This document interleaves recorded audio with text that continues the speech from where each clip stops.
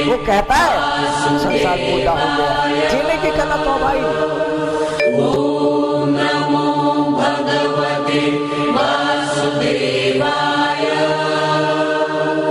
ओम नमो भगवते वासुदेवाय। ओम नमो भगवते वासुदेवाय।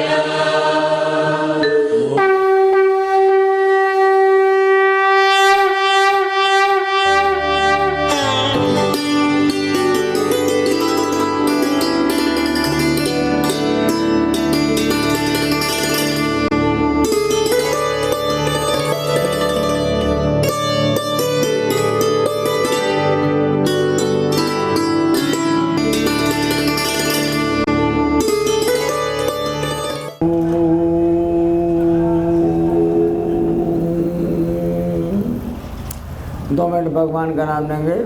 श्री राम जय राम जय जय राम। श्री राम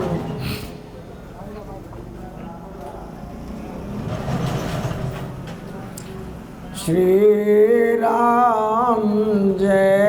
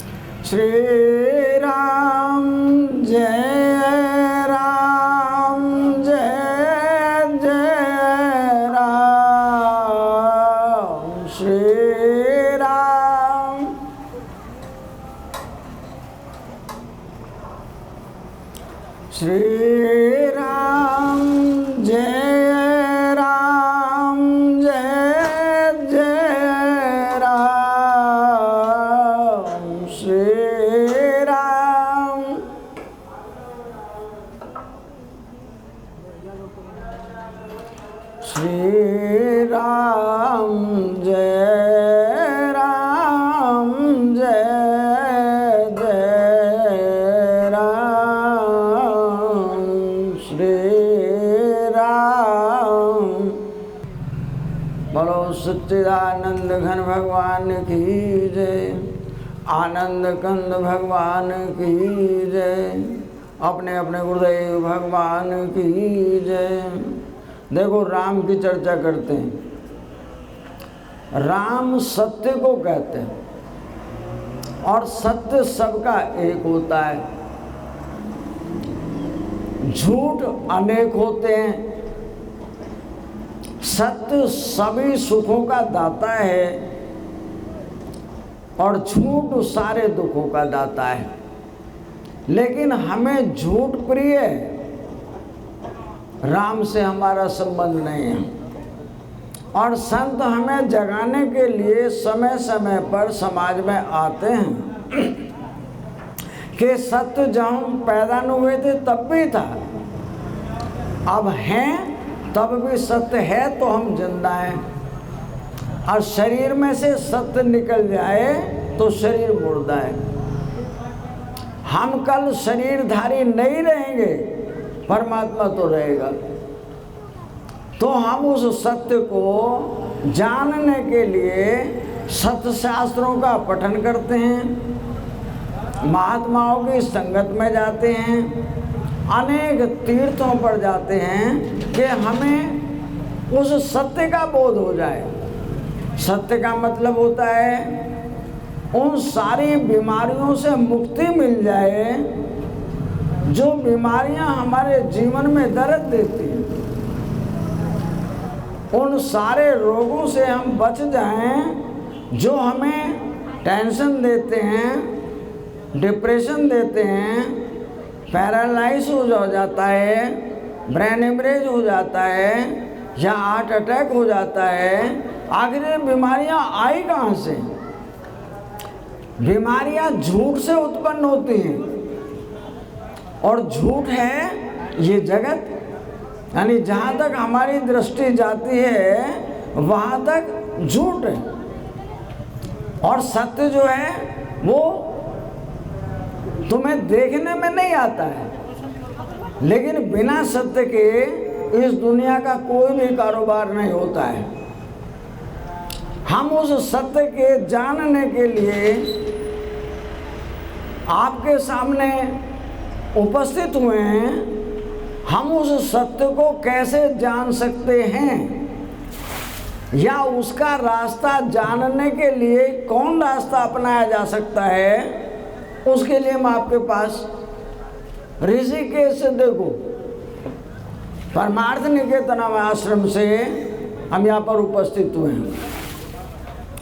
जबकि हम आपकी भाषा को नहीं जानते हैं, आप मराठी में बोलते हैं और हमें केवल हिंदी आती है, लेकिन आप हमारी बात को समझेंगे और उस पर थोड़ा सा चिंतन करेंगे कि भगवान इस धरती पर लीला करने के लिए आते हैं। जहाँ तक भी हमारी दृष्टि जाती है वो परमात्मा लीला करता है, कोई बहन के रूप में, बेटी के रूप में, पत्नी के रूप में, माता के रूप में, बच्चों के रूप में, पशुओं के रूप में, पक्षियों के, पेड़ों के रूप में, सब जगह केवल परमात्मा ही है। लेकिन मुझे परमात्मा नजर नहीं आता, इसको अज्ञान कहते हैं। वो क्यों नहीं आता है?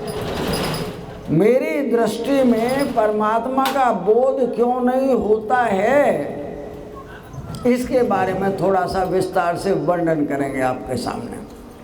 एक बाप के 5 बेटे हैं और आज वो 5 बेटे अपने माता पिता से कहते हैं, पिताजी हमारी शादी हो गई, हमें तुम अलग अलग कर दो। पिताजी कहते हैं, भाई अलग अलग क्या करोगे? उस दिन से भी एक जगह पर रह रहे हैं, सबके सब कमाओ, एक जगह पर खर्च करो। पहले से भी सब लोग एक जगह रहते हैं, 5 बब्बे ही तो बाहर से आई हैं, वे भी खाएंगे, हम भी सब रहेंगे। लेकिन बच्चे अपने माँ बाप से आग्रह करते हैं कि पिताजी अब तो समय आ गया है, हम सबको अलग अलग कर दो। ठीक है भाई, तुम्हें 5 को अलग अलग कर देते हैं, लेकिन एक हिस्सा छठा हम अपने पास रखेंगे। बच्चे लोग कहते हैं कि पिताजी आपने 6वां हिस्सा रखा, तो इस 6वें हिस्से के लिए हम 5 में फिर झगड़ा होगा। जब आप नहीं रहोगे तो 6वें के हिस्से को बांटने के लिए हम में फिर झगड़ा होगा। उस झगड़े को आज ही मिटा दो और तुम जिसके पास चाहो उसके पास रह जाना। यानी विचार करके देखो, 5 बेटे हैं, घर को, धन को, कर्जे को, सबको बराबर बराबर बांट लेते हैं। पिताजी कहते हैं 6वां हिस्सा हमारा, तो कहते हैं इस पर हमारा झगड़ा होगा, उसको भी हमें आज ही बांट दो। और जिसके पास तुम्हारी मर्जी हो उसके पास रह जाना। उनकी माँ कहती है, बच्चे आग्रह कर रहे हैं, हम तो रह ही जाएंगे, इस सारी संपत्ति को 5 हिस्सों में बांट दो। पिताजी ने उनके इच्छा अनुसार उस सारी संपत्ति को, घर को, दुकान को, कारखाने को 5 हिस्सों में बांट दिया।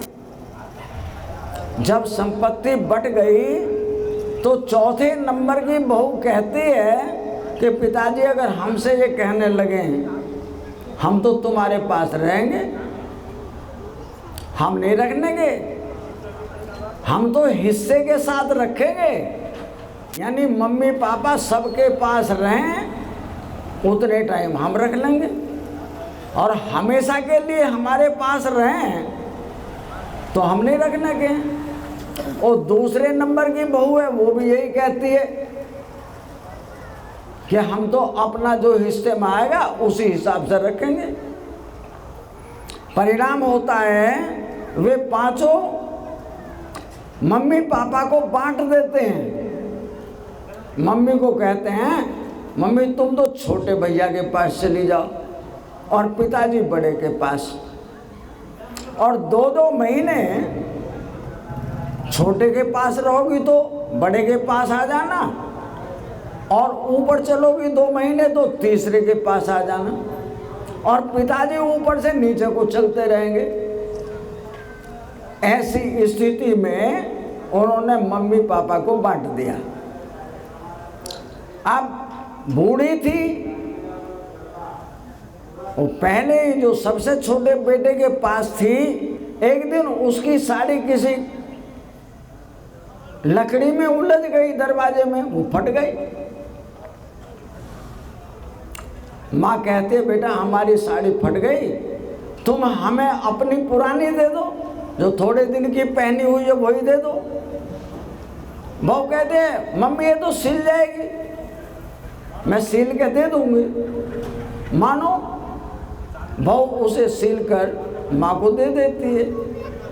जब 10, 12, 15 दिन माँ को बड़े भाई के पास जाने के दिन आए तो माँ बीमार हो गई। वो कहती है बेटा मेरा स्वास्थ्य तो ठीक नहीं है। तो बहू कहती है माँ काली मिर्ची अजवाइन की चाय से तुम्हारा सिर दर्द, खांसी, नजला इनको आराम मिल जाएगा, और अब तो तुम बड़े के पास जा रही हो, डॉक्टर 300 रुपये लेता है देखने के, वो दिखा देंगे। वो आगे की तरफ चली गई तो दूसरे नंबर की बहू कहती है मम्मी बीमार आई है, उन्होंने इलाज नहीं कराया इसका, देखो साड़ी फटी हुई है। हमारे घर वाले आएंगे किसी टाइम में तो क्या कहेंगे तुमने फटी हुई साड़ी मम्मी को पहना रखी है, अब मम्मी को साड़ी ला कर दो। तो उसका आदमी कहता है अरे भगवान जो तुम्हारी पुरानी है वो दे दो, क्या हुआ। तो वो अपनी साड़ी देकर कहती है मम्मी मैंने अपनी दी है, तुम पीछे वाली से नहीं लाई हो। उधर पिताजी ऊपर से नीचे को कि जो सबको पैसा देते थे, पूरे घर में जो मांगता था वही पूरा करते थे, आज की तारीख में बेटे से मांगते शर्मिंदगी लगती है, और बेटा अपनी मर्जी से देने वाला नहीं है। तो इस स्थिति में वो बूढ़ा जो दूसरे के पास आया तो पूरी तरह से तंग हो चुके थे। अब जो तीसरा है वहाँ दोनों को मिलना है। मम्मी भी तीसरे के पास पहुँच गई और पिताजी भी पहुँच गए।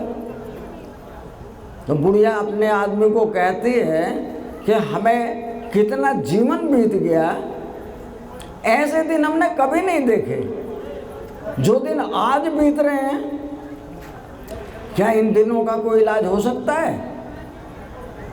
तो उसका आदमी कहता है तो भगवान ये सब दर्द तैने दिवाए, अगर तू छठा हिस्सा हमारे पास रहने देती तो ये बालक तुम्हें परेशान नहीं करते। उन्हें पता था कि ये हिस्सा हमारा है, ये हमारा खर्चा देते, लेकिन तुमने मना किया, उसका परिणाम है। अब तुम एक काम करो, अपने कपड़े लत्ते उठाओ, चलो यहाँ से। माँ तो बुढ़िया बूढ़े दोनों अपने लत्ते कपड़े लेकर हमारे यहाँ यूपी में एक स्थान है गढ़मुक्तेश्वर, वहाँ पर एक गंगा के ऊपर पुल है, वहाँ पर घाट बने हुए हैं, पुल के ऊपर नहाने का स्थान है और करीब 100 के धर्मशालाएं हैं और 5-6 आश्रम हैं।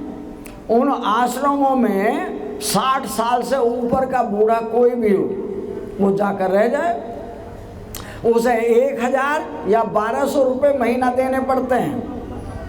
रहने के लिए सेपरेट कमरा मिलता है, उसमें ट्यूबलाइट, तखत, पंखा लगाए, दोनों टाइम की चाय और दोनों टाइम का नाश्ता खाना मिलता है। तो उन बुढ़िया बूढ़ों ने सोचा चलो गंगा जी चलते हैं।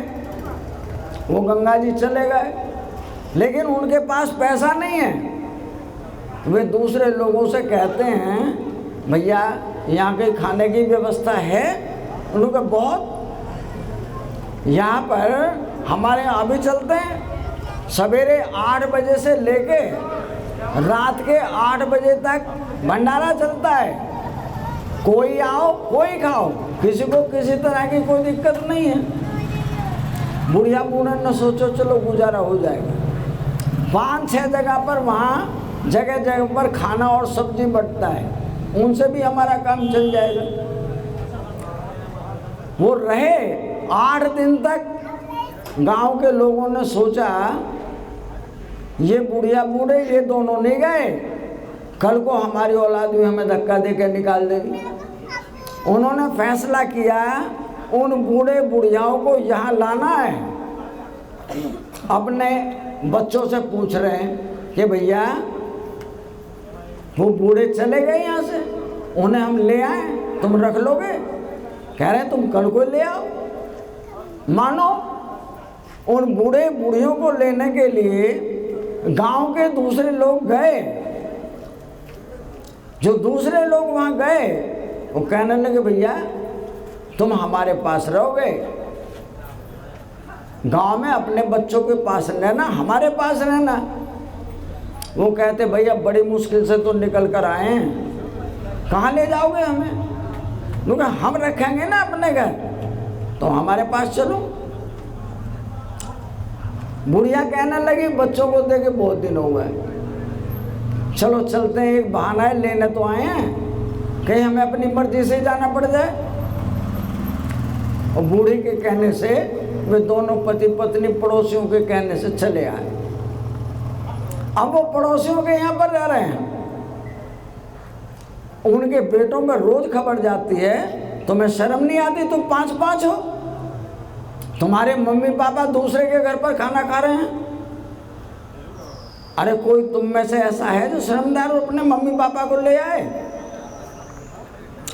जब 5-6 दिन हो गए, लेकिन उनमें से हर एक ये समझता है कि अगर मम्मी पापा को हम लाए तो वे हमारे पास वे ही नहीं रहेंगे, उनके आने जाने वाले भी, हमारी बुआ भी, हमारी बहन भी, और जाने पहचाने सारे लोग मम्मी पापा के पास ही आएंगे। इसलिए उन 5 में से कोई हिम्मत नहीं करता है। जो सबसे छोटा बेटा है वो अपनी पत्नी से कहता है भगवान तू अपने घर को जा। तो क्यों? कि मैं अपने मम्मी पापा को लाऊंगा जरूर, तेरे बस की सेवा करनी नहीं है, मैं तो अपनों की अपने आप करूंगा। वो कहती है जो तुम लाओगे तो मैं तुमसे पहले मैं लाऊंगी उन्हें मना के। नुका तू कल सेवा नहीं करेगी, मम्मी पापा अकेले नहीं हैं, सारे गांव के सारे रिश्तेदार सब मम्मी पापा के साथ जुड़े हुए हैं। इसलिए अगर तू ये समझती है कि मम्मी पापा आएंगे तो सब आएंगे यहाँ पर, आप हमारी बात को गौर से सुनेंगे तब आपकी समझ में आएगी। ये बात अधूरी है जो हम बोल रहे हैं, इसका सार कहीं और है जो बताएंगे। तो मम्मी पापा को वो छोटा बेटा और बहू उन्हें ले आए। लाने के बाद में अब तो बड़ी वाली भी आ रही है, बीच वाली भी आ रही है, और छोटी वाली भी मम्मी के पैर छूने के लिए आ रही है। और कहते हैं मम्मी तुम यहाँ से चली गई थी? भाई मैं नहीं गई, तुमने भेजा था मुझे, अब तुम यहीं बने रहना, मानो हमें कुछ नहीं करना पड़ेगा, छोटी है ना ये करेगी तुम्हारा सब। उसके बावजूद वे सारी की सारी संक्रांति होती है, सावन का महीना होता है, जो पूजा किया हुआ सामान है वो मम्मी को दे देती हैं, पिताजी के कपड़े बना देती हैं, लेकिन अपने पास उन्हें रखने के लिए कोई तैयार नहीं।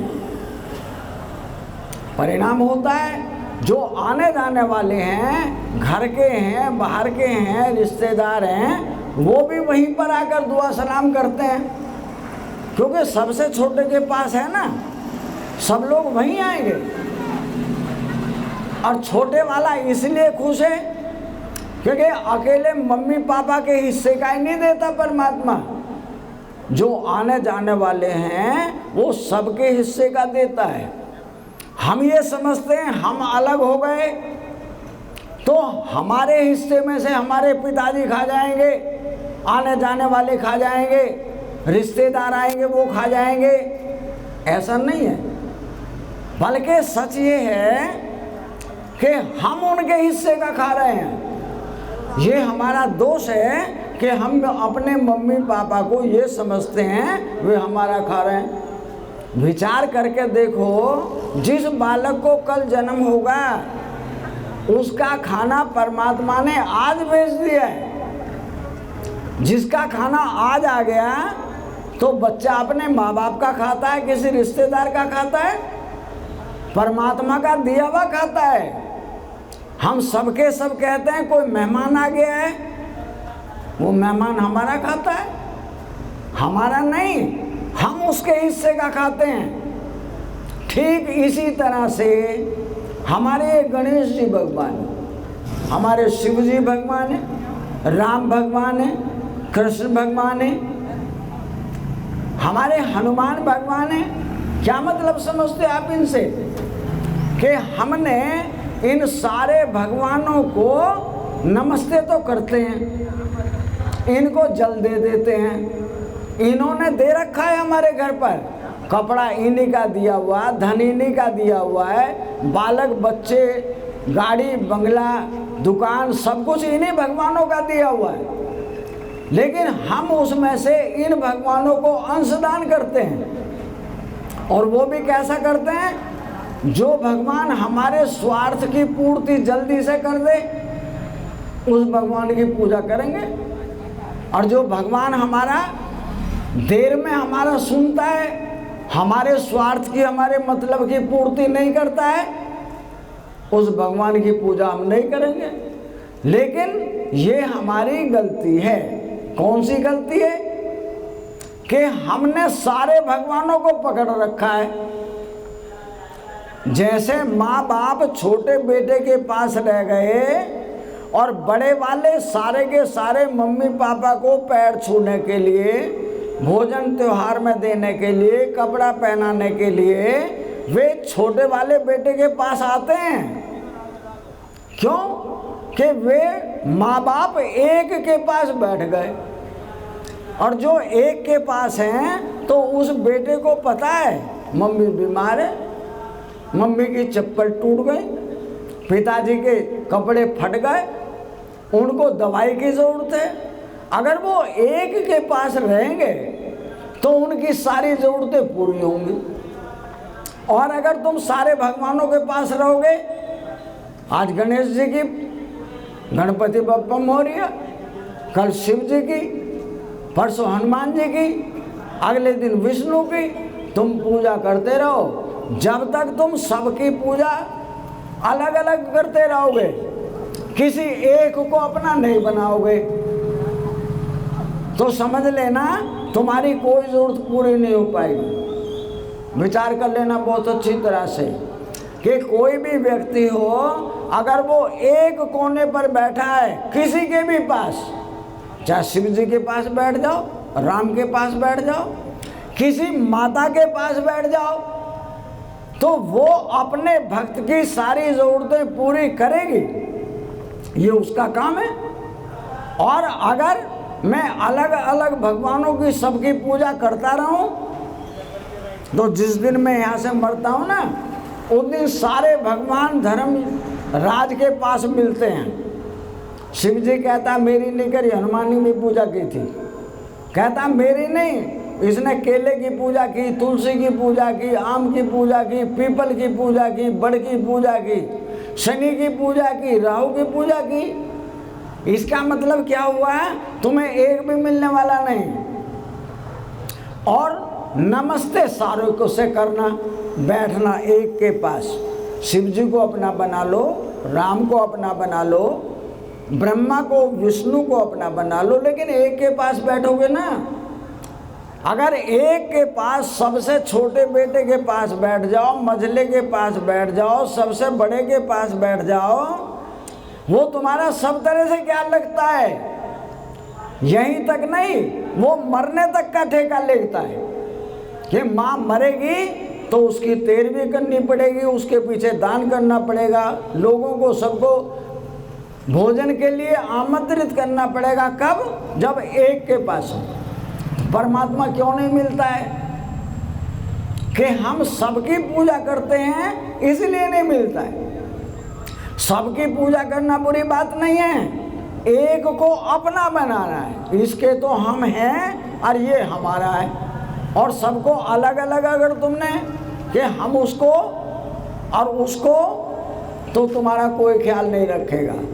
रही तीसरी स्थिति की बात कि जो व्यक्ति उस परमात्मा के लिए ये समझता है कि हे प्रभु, मेरा एक बेटा है या मेरी बेटी है या मेरा घर है या मेरा पति है, उसकी सुरक्षा के लिए वो कामना करता है और कहता है उसी परमात्मा से, हे गणेश भगवान, मेरी एक कामना है।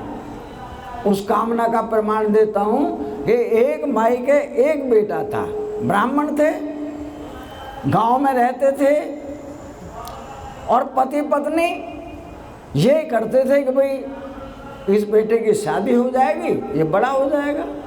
लेकिन उस जंगल में एक दाना रहता था और दाने का काम था वो गांव के गांव को उजाड़ दे। उसे एक आदमी मारने के लिए रोज चाहिए, एक गाड़ी भोजन चाहिए। ऐसी स्थिति में उस राजा ने अपनी फौज को भी देख लिया, जो दिग्गज पहलवान थे उनको भी आजमा के देख लिया, दाने ने काबू नहीं दिया। ये वक्त की बात है कि कौरव जो थे वे दुर्योधन के सताए हुए पांडव, कौरवों के सताए हुए पांडव जंगल में घूम रहे थे। उन्होंने सोचा भाई हमारा 1 महीना या 2 महीने रह गए हैं 13 साल में, अगर ये छुप के कट जाएं तो कौरव फिर हमें कभी नहीं निकालेंगे, हम अपने राज्य में पहुंच जाएंगे।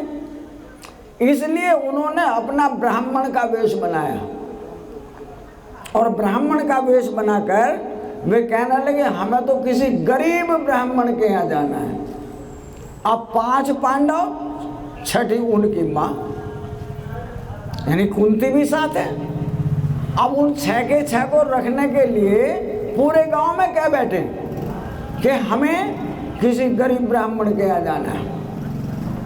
कहने के गरीब ब्राह्मण के एक बालक है, 5 को तुम्हें कहाँ रखेगा, चले जाओ।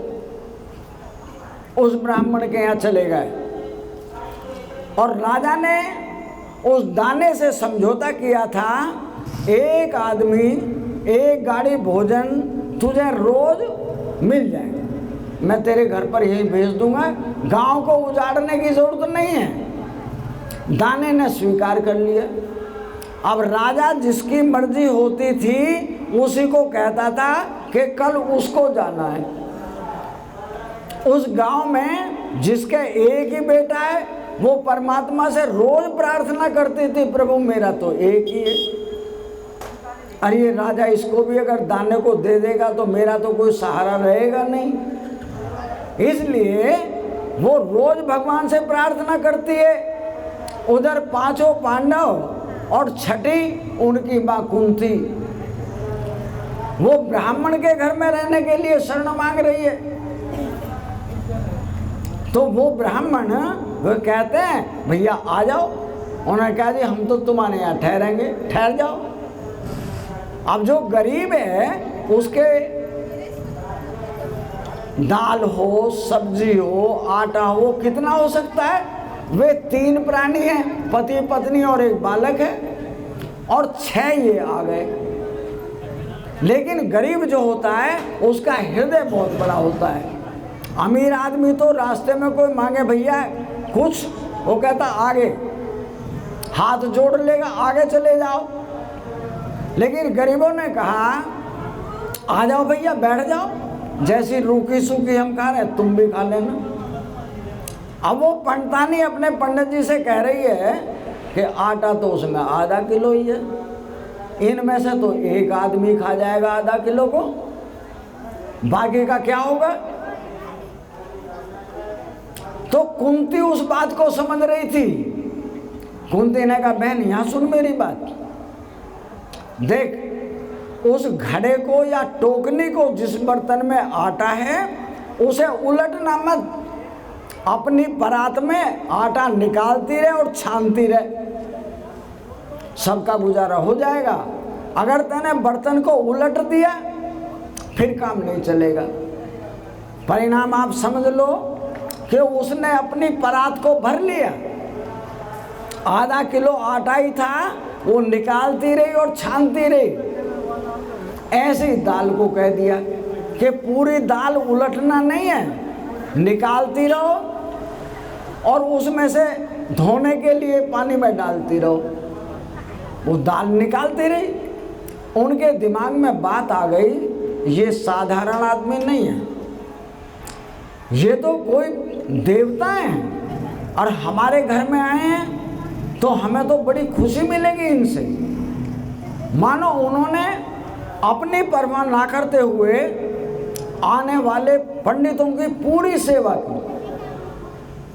लेकिन 5 दिन पहले राजा ने खबर भेज दिया कि 5 दिन बाद तुम्हारा बालक गाड़ी भरे भोजन के साथ दाने के सामने जाएगा, वो दाना उसके बालक को खा जाएगा। तो माँ को जब ये पता लग गया कि तेरे बेटे को राजा ने आदेश कर दिया है, उनने रोटी छोड़ दी। कहती है मेरा बेटा तो रहेगा नहीं। अब वो कुंती कहती है रोटी मेरे साथ खाएगी, कहते हैं मैं रोटी नहीं खाऊंगी। क्यों, क्या हो गया है? बस कुछ नहीं हुआ है, मैं रोटी नहीं खाऊंगी। मानो कुंती कहती है हमर तुम दोनों बहन बहन हैं, तो हमसे कुछ छुपा रही है, उस बात को सीधे सीधे बताओ, आखिर बात क्या है। वो पंडतानी कहती है मेरा एक ही बेटा है और राजा ने आदेश कर दिया है, एक दाना जंगल में रहता है, एक भरी हुई गाड़ी तो भोजन की और एक आदमी मार देता है, आदमी को भोजन को खा जाता है। अब चौथे दिन मेरे बेटे का नंबर है। वो कहती है तू रोटी खा, चिंता क्यों करती है? अरे मेरे 5 हैं, मेरा एक चला तो क्या फर्क पड़ता है। वो कहती है मैं मेहमान को नहीं भेज सकती हूँ, तुम मेरे घर पे अतिथि हो, तुम्हें मैं कैसे भेज सकती हूँ। कुंती कहती है तुम मेहमान की बात मत कर, मेरा बेटा जो जाएगा तो तेरे दाने को भी मार देगा, तू चिंता मत कर। इसलिए वो उस कुंती को अपने साथ भोजन कराती है। जिस दिन भोजन के भेजने का दिन आया, उसने अपने भीम को बुलाया और कहा बेटा ये गाड़ी भरा भोजन ये तेरे लिए। जंगल में एक दाना रहता है और वो बड़ा भयानक है, हर रोज एक आदमी को खाता है, पूरे राज्य को खाली कर दिया उसने, और 50 आदमी का खाना 1 लाख खा जाता है। तो उससे निमट के आएगा आज। कहता अम्मा कोई बात नहीं, मैं चला जाऊंगा। मानो जब आज दिन जाने का है तो 50 महिलाएं आकर खाना बनाती हैं, खीर बनाती हैं, पूड़ियाँ बनाती हैं, सब्जी बनाती हैं और बड़े बड़े बर्तनों में भरकर गाड़ी में लाद दी जाती हैं और उसको दाने को खिलाने के लिए कि तुम इसे दे आना। अब भीम को बहुत दिन के बाद ऐसा भोजन मिले, वो गाड़ी पर सवार हो गया। ये बता दिया इसी रास्ते पे मिलता है। अब दाने को भोजन पहुंचने में देर हो रही थी। वो विचार करने लगा आज भोजन नहीं आया, इस राजा के गांव को उजाड़ दूंगा मैं। तो उसे रात को दिखता है। जितने राक्षस होते हैं जो हिंसक जानवर हैं या दूसरों का मांस खाने वाले, उन्हें रात को दिखता है। उनने देखा बैलगाड़ी तो आ रही है, पर कोई आदमी मेरे भोजन को खा रहा है। भोजन मेरे पास आना चाहिए, उसको कोई दूसरा व्यक्ति खा रहा है। इसलिए उस दाने ने देखा इसे आज ही निमटता हूं मैं। तो दाना उस भीम के पास गया। भीम भोजन कर रहे थे। उसने उसको खींच के नीचे पटकने की कोशिश की कि तुझे जान से मार दूंगा मैं, मेरा भोजन है। भीम कहता है मुझे पहले पेट भर के खा लेने दे, उसके बाद निपटूंगा तुझसे। वो कहता तू कैसे खा जाएगा? भीम कहता तो अभी बताता हूं। दाना ये बात समझ गया कि मेरी शक्ल देखकर कोई भी गाड़ी पे आने वाला व्यक्ति टिक नहीं सकता।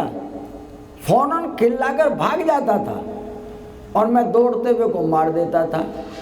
ये व्यक्ति तो एक ऐसा है, ये अभी भी जमा है। और दाना उसको खींचता है तो उसको कोनी मार के फेंक देता है। भीम ने उसके साथ मल युद्ध किया और उसको इतना मारा कि उसके प्राण निकालने को हो गए। वो कहने लगा मैं जगह छोड़ के चला जाऊंगा, मेरी जान बख्श देगा कि नहीं? भीम कहता है तुमने कितनों की जान मारी है, कितने आदमियों को मारा, हर आदमी तुमसे दया की भीख मांगता रहा, तुम्हें किसी पर दया आई? मुझे आज तुम पर दया नहीं आएगी। मानो भीम ने उस दाने को मार दिया और गाड़ी के पीछे वाले हिस्से से बांध के वो गांव में ले आया और सारे गांव वालों को ये कहा देखो ये दाना है जो तुम्हारे यहाँ के जितने आदमी हैं उन सबको इसी ने मारा है और तुम्हारी बस्ती का सारा भोजन इसी ने खाया है। लेकिन वो क्यों बच गए? कि वो माँ अपने अकेले एक परमात्मा के सामने, चाहे वो गणेश जी थे, चाहे वो शिव जी थे या कोई माँ थी, उसके सामने रोज प्रार्थना करती थी माँ मेरे एक बालक है, तू इसकी रक्षा करेगी। देवी तो कहती है मैं तेरी रक्षा करूंगी, लेकिन वो ये विचार करती है उसकी रक्षा करूं कैसे। तो जब रक्षा करने का रास्ता खुलता है तो यहाँ दूसरे लोग आकर उसकी जान बचाते हैं, उसकी रक्षा करते हैं। लेकिन हम जब मतलब निकल जाता है अपने उस परमात्मा को भूल जाते हैं। कोई भी संत होता है उस परमात्मा को पाने के लिए अपना घर बार रिश्ते नाते सब छोड़कर चला जाता है, लेकिन एक परमात्मा को पकड़ता है, परमात्मा उसकी मदद करता है। वही संत बनकर तुम्हारे सामने प्रकट होता है कि जगत का जितना सामान है मिला हुआ है, तुम्हारा नहीं है। लेकिन अगर तुम इस परमात्मा से विनती करते हो, ये तुम्हारे सामान को तुम्हें वापस लौटा देता है। जितना मांगते हो उससे कहीं ज़्यादा दे देता है। लेकिन मिलने के बाद में तुम अपने परमात्मा को भूल जाते हो। ये हमारे दर्द का कारण है। अगर हम ये समझ जाएं कि परमात्मा हमारी कैसे मदद करता है, एक प्रमाण और देता हूँ। भगवान राम और सुग्रीव की हनुमान जी ने मुलाकात करा दी। हनुमान जी कहते हैं प्रभु तुम्हारी तो सीता खो गई और इनकी पत्नी को राज को इनके बड़े भाई बाली ने छीन लिया है। दोनों का काम सज जाएगा कि सुग्रीव के पास बहुत बड़ी सेना है। तुम्हारी सीता जमीन के नीचे हो, जमीन के ऊपर हो, आकाश में हो, तुम्हारी सीता को सुग्रीव ढूंढेंगे। लेकिन इनका राज्य ये आप जानो। भगवान राम कहते हैं सुग्रीव तुम्हारी हमारी दोस्ती है। यानी दोस्ती का मतलब होता है तुम हमें अपना काम सौंप तो हम करते हैं और हमारा काम पड़ेगा तो उसे तुम कर दोगे। सुग्रीव कहते हैं प्रभु मुझे तो आपसे यही आशा थी, क्योंकि मैं तो जंगल में रहता हूँ, मैं बाली के डर के कारण कि उसकी छाया भी मुझे दिख गई तो मैं जगह छोड़कर भाग जाता हूँ। भगवान राम कहते हैं अब तुम्हें चिंता करने की जरूरत नहीं है। 2-4 दिन बीते तो सुग्रीव कहते हैं मैं अपनी वानरों की सेना को सीता की खोज में भेज देता हूँ। भगवान राम कहते हैं नहीं, पहले हम तुम्हारे कार्य को साधेंगे। भगवान राम सुग्रीव को लेकर पंपापुर जा रहे हैं। पहले हम तुम्हारा राज और तुम्हारी पत्नी तुम्हें दिलवाएंगे। भगवान राम गए और एक पेड़ की ओलट में खड़े हो गए। सुग्रीव को कहा अपने घर के सामने जाकर अपने भाई को ललकारो, जब वो आएगा हम उससे निमट लेंगे। विचार करना, मैं जो बोलना चाहता हूँ उसको समझना अच्छी तरह से। सुग्रीव ने जाकर बाली को ललकारा। अभी सुग्रीव कहता था कि बाली की छाया से मुझे डर लगती है, क्यों, मार डालेगा मुझे। और आज वो सुग्रीव बाली के दरवाजे पर दहाड़ता है बाहर निकल कर आ, या तो तू रहेगा या हम रहेंगे, दोनों में से एक रहेगा। उसकी पत्नी तारा कहती है ये सुग्रीव नहीं है, इसकी पीठ पे कोई है। सुग्रीव की हिम्मत दरवाजे पे आने की नहीं है। जिसकी पीठ पर कोई होता है वो बोलता है। हो ना हो राजा दशरथ के 2 बालक हैं, राजकुमार हैं, कहीं सुग्रीव की मुलाकात उनसे हो गई हो। वो सुग्रीव यहाँ आकर दहाड़ रहा है। बाली कहता है हमें किसी की भी ऊंची आवाज पसंद नहीं है, अभी निमटते हैं। बाली अपने घर से बाहर आया, दोनों भाइयों में मल्लयुद्ध हुआ, खूब उठका पटकी। यानी सुग्रीव उसकी चीख से, आवाज से भाग जाता था। आज सुग्रीव ने पूरे दमखम से बाली से युद्ध किया। जब पूरी तरह से थक गया तो सुग्रीव ने समझ लिया राम मेरा राज और पत्नी दिलवाने के लिए नहीं लाए, मुझे बाली के हाथों मरवाने के लिए लाए। इसलिए हाफ गया बाली भी और हाफ गया सुग्रीव भी। सुग्रीव अपनी जान छुड़ाकर भागा और बाली उसके पीछे इसलिए नहीं जा रहा, पूरी तरह थक गया है। और सुग्रीव को कहता है अब के बार अगर तू वापिस आया तो यहाँ से जिंदा नहीं जाएगा। सुग्रीव यहाँ से दौड़ के और राम को कहता है प्रभु मैंने देख लिया, मुझे राजपत्नी नहीं चाहिए। अगर 2-4 मुक्के और मुझे मार देता मेरे प्राण पखेरु हो गए होते। भगवान राम कहते हैं हमारे पास आओ। कि क्या करूं आगे, तुमने बाली को कुछ किया? बाली ने मुझे इतना मारा, तुमने क्या किया उसको? भगवान राम कहते हैं तुम दोनों की शक्ल मिलती है।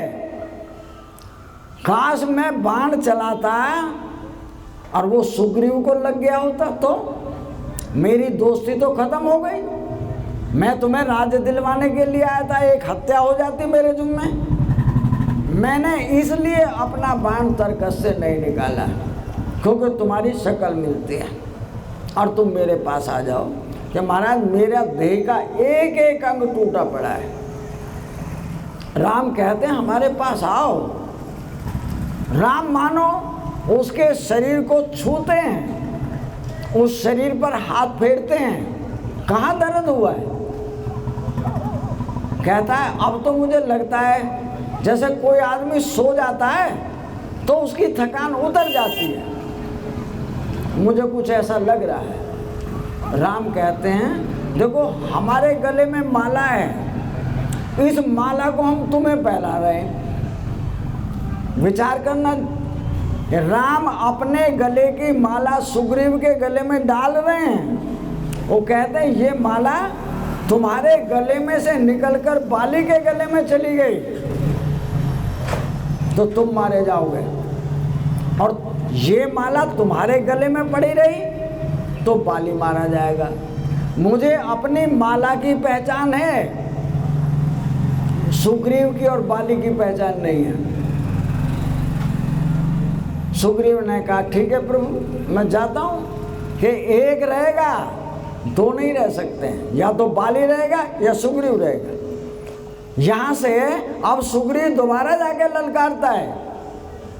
तारा कहती है निश्चित बात है, राम और लक्ष्मण दोनों भाई सुग्रीव से मिल गए, आज आप घर से बाहर नहीं जा सकते हैं। बाली कहता है तुम हमें नहीं रोक सकते, हम जो चाहेंगे वो करेंगे, कि आज तुम हमारा कहना मान जाओ, बाहर मत जाओ। लेकिन बाली कहता है हम निपटना जानते हैं। क्यों? कि उसे इस बात का घमंड है कि दूसरे की आधी ताकत हमारे अंदर आ जाती है, हम दूसरे की ताकत से ही दूसरे को मार देते हैं। आज भगवान राम उन दोनों का युद्ध होता है, और युद्ध में राम बाली को बाण मार देते हैं। बाली अचेत हो गया है, पृथ्वी पर पड़ा है। इसी टाइम में यहाँ पर तारा पहुँचती है, प्रभु तुमने मेरे बाली को नहीं मारा, तुमने मुझे मार दिया है, यानी मेरा सुहाग छीन लिया। मैं कैसा खाती थी, कैसा कहाँ बैठती थी, कैसा पहनती थी और कहाँ कहाँ आती जाती थी, बाली के कारण। तुमने बाली को थोड़ी मारा है, तुमने मुझे मार दिया है। दोष बाली का हो सकता है, मेरा क्या दोष है? मुझे मेरा बाली वापस चाहिए। भगवान राम कहते हैं देखो तुम्हारा बाली सोया हुआ है, तुम अपने बाली को ले जाओ। इसी बाली को जानती हो, ये तुम्हारा प्रियतम है, तुम इसके साथ खाती हो, सोती हो, बैठती हो और सब कुछ तुम इसी बाली से करती हो। कि महाराज ये बोलता नहीं है। भगवान राम कहते हैं ये बोलने वाली शक्ति हमारी है, हमने तुम्हारे बाली को कुछ नहीं किया है, हमने अपनी शक्ति को लिया है। वो कहते हैं महाराज कुछ भी हो, मुझे अपना बाली जिंदा चाहिए। राम कहते हैं भाई हम जो कह रहे हैं हमने अपनी शक्ति को लिया है, तुम्हारा बाली यही है। सारे नगर से पूछ लो, गांव से पूछ लो, अपने बाली को ले जाओ, सोया है, मूर्छित है कि महाराज इसे बुला दो। भगवान राम कहते हैं काश हमने ये बुला भी दिया, और बोलने के बाद में ये तुम्हारे साथ ना जाए तो महाराज जाएगा क्यों नहीं। अब भगवान राम ने अपनी सत्ता दी, बाली बोले। बाली कहता महाराज मेरा दोष बताओ, मुझे आपने छुप के क्यों मारा। विचार करना, बाली हमें समझा रहा है तुलसीदास जी के माध्यम से, तुमने मुझे छुपकर क्यों मारा। भगवान राम कहते हैं यहाँ पर जो खुराफाती होते हैं, जो उद्यम करने वाले होते हैं, जो शरारती और जितने बेईमान चोर उचक्के छल कपट करने वाले होते हैं, हम उन सबको छुप के मारते हैं। छुप के मारने का मतलब बीमारी हमारा रूप है, एक्सीडेंट हमारा रूप है, सांप काट गया, बिजली गिर गई, पेड़ गिर गया, किसी भैंसे ने मार दिया, किसी गाय ने मार दिया, हमें ने मारा है। और जिसके गले में हमारी माला पड़ी रहती है, माना वो हमारा भक्त है, उसे हमें मारने की जरूरत नहीं पड़ती। इसलिए हमने बाली तुम्हें मारा क्योंकि तुम्हारा अपराध था। अब तारा कहती है तुम घर को चलो, तुम अपने राज्य को देखो, तो राम के सामने होने के कारण बाली आज शुद्ध बोलता है। बाली कहता है प्रभु, जब मैंने अपराध किए हैं और अपराध के बल पर आप मेरे सामने आ गए, परिणाम क्या होगा? मैं आपके धाम चला जाऊंगा। मैंने आज तक कभी कोई अच्छा काम नहीं किया, बुराई किया है। मानो बाली के कारण आप मेरे सामने आए, मैं अब आपके धाम जाऊंगा, मुझे किसी का राज्य नहीं चाहिए। तारा कहती है तुम क्या कह रहे हो? अरे तुम अपने राज्य को, अपने बालक को नहीं देखोगे? बाली कहता है महाराज ये कहाँ पैदा हुई, मैं कहाँ पैदा हुआ? दोनों के दोनों एक जगह आकर मिल गए। ये पहले जाति या मैं पहले, ये पहले जाती या मैं जाता, यहाँ कोई किसी के साथ नहीं जाता है। इसलिए इसको कहो ये स्वार्थी है, मतलबी है। मैं जिंदा नहीं रहना चाहता, मैं आपके धाम जाना चाहता हूँ। भगवान राम कहते हैं हमने तुम्हारे दोष को माफ किया, तुम चाहो तो जितने टाइम तक तुम्हारा समय है अपना राज्य करो। यहाँ राम के सामने सुग्रीव को भी ज्ञान हो जाता है। सुग्रीव कहता है महाराज मुझे राज पत्नी कुछ नहीं चाहिए, राज बाली को ही दे दो। बाली कहता है प्रभु मैं तो आपका सेवक, मानो आपके धाम जाना चाहता हूँ, मुझे अब कोई राज कोई पत्नी कुछ नहीं चाहिए। क्यों? कि जो राम के धाम जाएगा वो मरने जीने वाली दुनिया में लौट कर नहीं आएगा, और जो संसार में अपनी मौत रोज मर जाते हैं वे रोज पैदा भी होते हैं। जिनके गले में माला पड़ी हुई है अर्थात जो भगवान का भजन करते हैं, उन्होंने उस नगरी को पहले ही छोड़ दिया है। नगरी छोड़ने का मतलब है सामान सब राम का है, तुम्हारा अपना कुछ नहीं है। मिला हुआ है, मिला हुआ सामान छूटता है, मिला हुआ सामान छिनता है, वो बंटता है, वो बीमार होता है, वो अनेकों प्रकार से दर्द देता है। क्यों? मिला हुआ है। जो मेरा अपना पर्सनल है वो पहले भी था, आज भी है, मैं नहीं रहूँगा तब भी वो मेरे साथ रहेगा, लेकिन मैं उसको भूल गया। मानो बाली को सुग्रीव से कहा कि अपने भाई का संस्कार करके अपने राज्य को अपने कर्मचारियों को सौंप के हमारी सीता को ढूंढवा देना। सुग्रीव याद रखना हम जा रहे हैं। मानो सुग्रीव को चेताकर बाली का संस्कार कर दो और अपने राज्य में इस राज्य को सुचारू रूप से चला करके छोड़ के हमारे काम के लिए आ जाना। भगवान राम चले गए। सुग्रीव ने बाली का संस्कार किया हो, जो देना लेना वो सब किया है। उसके बाद राज्य बहुत दिन में मिला है, पत्नी बहुत दिन में मिली है, राम को भूल गए। विचार करना इस बात पर कि यहाँ पर भगवान से हम वादा करके आए हैं कि प्रभु हमें इस नरक से निकाल दे, हम तेरा भजन करेंगे और भजन करके हम अपने आप को हमेशा के लिए मुक्त कर जाएंगे। इसलिए प्रभु हमारे ऊपर दया करो। भगवान ने दया की और हम यहाँ पहुँचे, लेकिन हम बच्चों में, पति में, रिश्ते नातों में, घर में, मित्र शत्रुओं में खो गए। आज सुग्रीव भी उस राज्य में, पत्नी में, परिवार में खो गए। अब वो राम लक्ष्मण से कह रहे हैं लक्ष्मण हमें लगता है सुग्रीव हमारे काम को भूल गया, जाओ सुग्रीव को जगा देना कि जो बाण हमने बाली को मारा है ना वो हमारे तर्कस में है। ऐसा ना हो कि उस बाण को हमें सुग्रीव पर चलाना पड़े, उसे जगा देना। लक्ष्मण कहता है प्रभु आज सही बात कही है आपने, आप तो कभी क्रूर होते ही नहीं, आप कोई क्रोध की बात कहते ही नहीं, आज ही कही है, इसलिए मैं अभी जाता हूँ।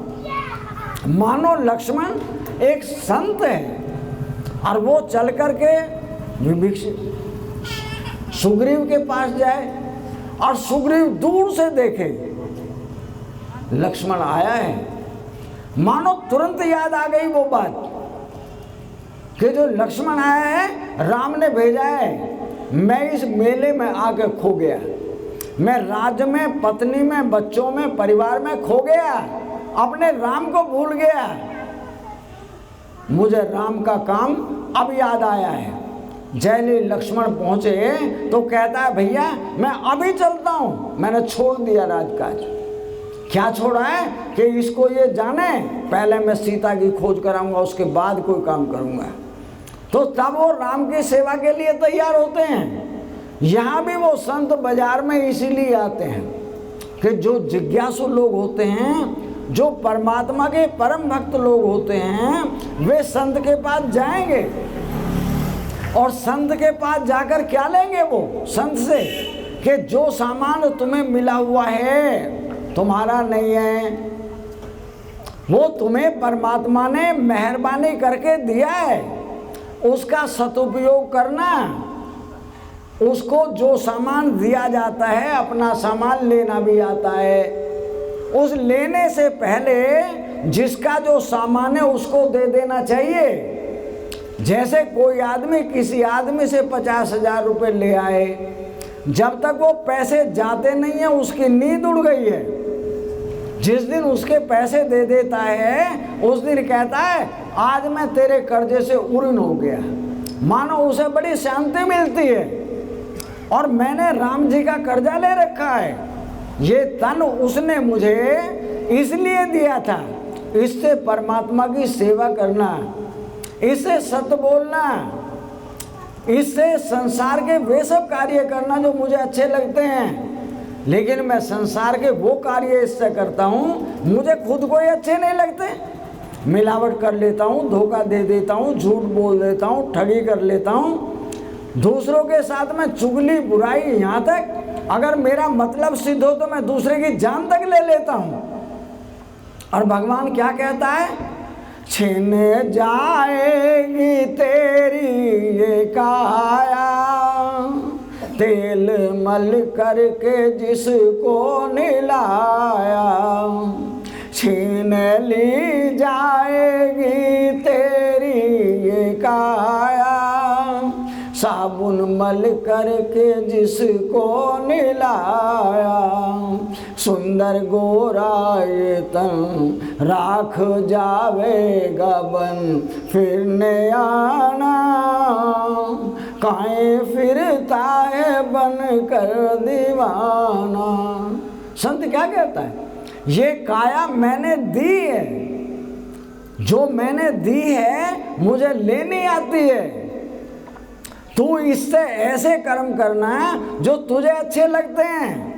जो तुझे अच्छे लगते हैं तो जगत को भी अच्छे लगते हैं, तब तो कार्य ठीक है। और जो मुझे अच्छा लगता है जगत को अच्छा नहीं लगता है, उसका परिणाम रोटी दूंगा, दूध पिलाऊंगा, कपड़े पहनाऊंगा, लेकिन जो तैने किया है उसकी सजा तुझे भोगनी पड़ेगी। क्या कहता परमात्मा, वो कहता है तेरे हाथ कट जाए, पैर कट जाए, तू सड़क के किनारे पर पड़े रहना, तुझे दूध पिलाऊंगा, बिस्किट खिलाऊंगा, पैसे चढ़ाऊंगा, कपड़ा चढ़ाऊंगा, लेकिन जो तैने किया है इस शरीर से उसे तुझे भोगना पड़ेगा।